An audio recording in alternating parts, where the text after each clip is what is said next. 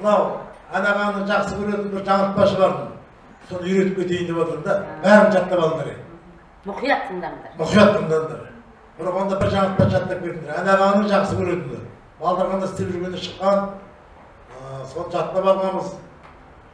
Баспақ деген не? Сиырдың баласы не дейді?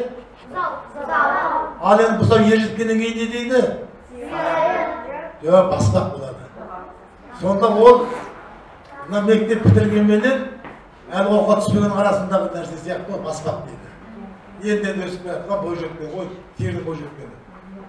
Соны балдар түсінсін деп айтып отырмын. Дұрыс сізге.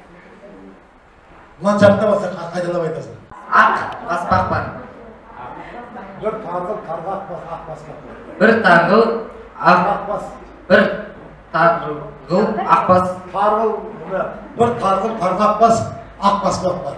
Sol targıl karga akbas, akbas baktı. Sol targıl akbas targıl. Men targıl karga akbas, akbas baktı demegende.